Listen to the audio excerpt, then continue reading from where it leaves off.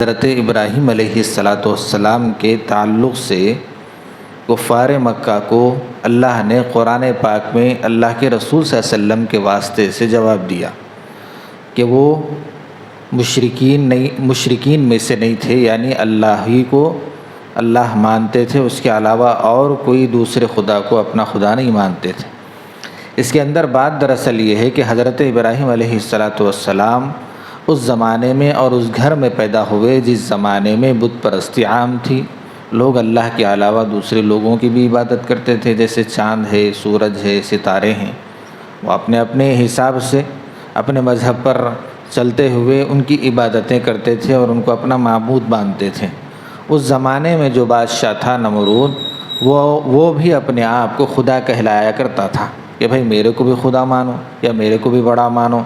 تو وہ ترتیب چل رہی تھی، یہاں تک کہ حضرت ابراہیم علیہ السلام جس گھر میں پیدا ہوئے اسی گھر میں بت خانہ تھا، یعنی بت کا کارخانہ تھا، یعنی گویا کہ ہماری زبان میں کہو کہ بت وغیرہ بنانے کی کمپنی تھی۔ اور اسی کے بڑے حضرت ابراہیم علیہ السلام کے والد تھے، جس کو ہم بول سکتے ہیں کہ کاریگر ہے یا مینیجر ہے وغیرہ۔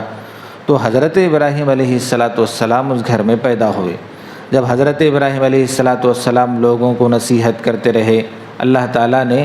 نبیوں کو بچپن ہی سے کچھ ایسی صفات عطا فرمائی ہیں کہ وہ لوگ غلط راستے پر نہیں چلتے تھے۔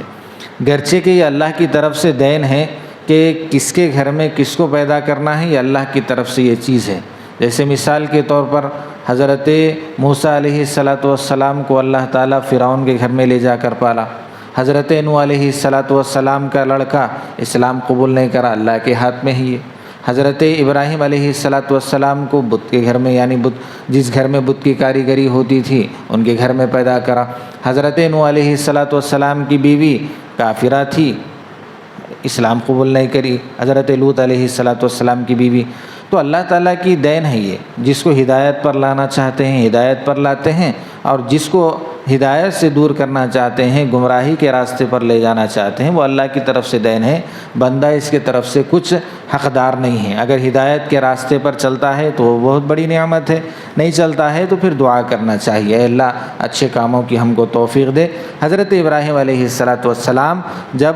بچپن میں دیکھے کہ بھئی ہمارے پاس ماحول یہ ہے، سمجھاتے رہے، لوگوں کو سمجھاتے رہے، یہاں تک کہ بادشاہ کی طرف سے آزمائش میں ڈالے گئے،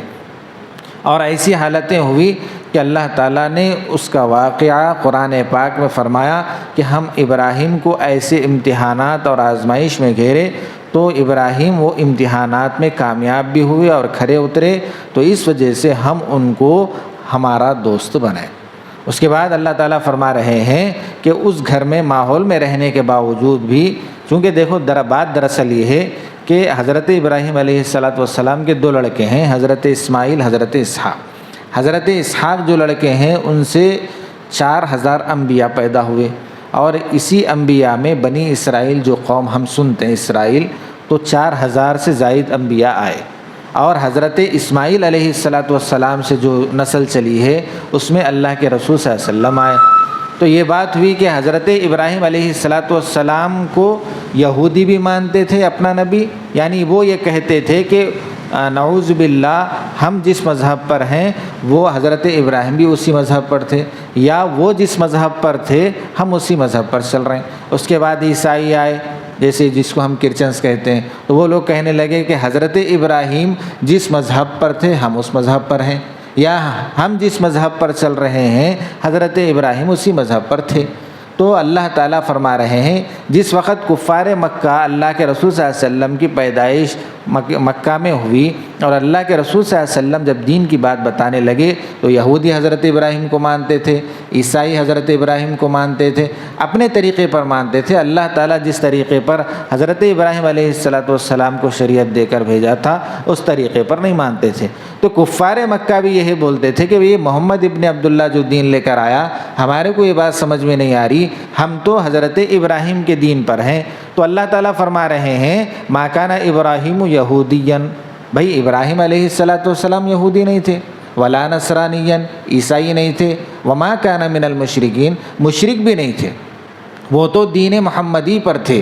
تو یہی آیت اس کے اندر فرما رہے ہیں اذ قال ابراہیم لابیہ وقومہ اننی براء مما تعبدون۔ اللہ تعالیٰ حضرت ابراہیم علیہ السلام کی زبان یہ فرما رہے ہیں کہ بھائی اللہ تعالیٰ حضرت ابراہیم کو پکا واحد ایک اللہ کو ماننے والا پیدا فرمایا، جیسا محمد ابن عبداللہ یعنی محمد الرسول اللہ صلی اللہ علیہ وسلم فرما رہے ہیں ویسے ہی حضرت ابراہیم تھے۔ تمہاری سوچ کے مطابق کہ بھئی حضرت ابراہیم ہمارے مذہب پر تھے یا ہم حضرت ابراہیم علیہ السلام جس مذہب پر چل رہے ہیں اس مذہب پر ہم چل رہے ہیں، یہ تمہارا گمان غلط ہے، بلکہ حضرت ابراہیم تو پکے حنیف مسلمہ، کیا فرمایا کہ حضرت ابراہیم علیہ السلام تو پکے دیندار اور ایک اللہ کو ماننے والے تھے، ان کے دل میں تھوڑا سا بھی اللہ کو ماننے کے معاملے میں کجی نہیں تھی، یہ اللہ نے فرمایا ہے۔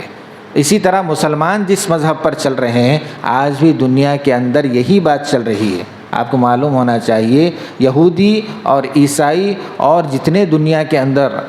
آسمانی مذہب کے ماننے والے ہیں وہ لوگ مسلمانوں کو بھی اس بات کی دعوت دے رہے ہیں۔ عرب ممالک میں اس بات کی باضابطہ میٹنگ چل رہی ہے کہ بھائی دیکھو بھائی تم بھی حضرت ابراہیم کو مانتے، ہم بھی حضرت ابراہیم کو مانتے، عیسائی بھی حضرت ابراہیم کو مانتے، لہٰذا کیوں نہ ہم ایک دین بنا کر حضرت ابراہیم کو نبی بنا کر ان کی اتباع کرتے ہوئے دنیا کے اندر ایک مذہب کو قائم کریں۔ بات سمجھ رہے ہیں؟ یہودی چاہتے ہیں کہ اپنے مذہب کی طرح چلیں، عیسائی چاہتے ہیں اپنے مذہب کی طرح چلیں، اور لیکن اللہ تعالیٰ دو ٹوک انداز میں قرآن پاک میں فرما دیا ہے کہ بھئی یہودی حضرت ابراہیم نہیں تھے، عیسائی جس مذہب پر اب چل رہے ہیں اور باضابطہ انہوں نے اس آیت میں براءت کا اظہار کر دیا کہ مشرک بھی حضرت ابراہیم نہیں تھے، وہ تو پکے ولیکن کان حنیفا مسلما، اللہ نے قرآن کے اندر فرمایا کہ بھئی وہ تو پکے ایمان والے اور پکے مسلمان تھے، اور محمد الرسول اللہ صلی اللہ علیہ وسلم جس طرح ایمان لے کر آئے ہیں، اسلام کی بات بتا رہے ہیں، اس طرح ایمان والوں کو اور امت کو بھی چلنا چاہیے اگر وہ حضرت ابراہیم کو اپنا بڑا اور پیشوا مانتے ہیں۔ یہ بات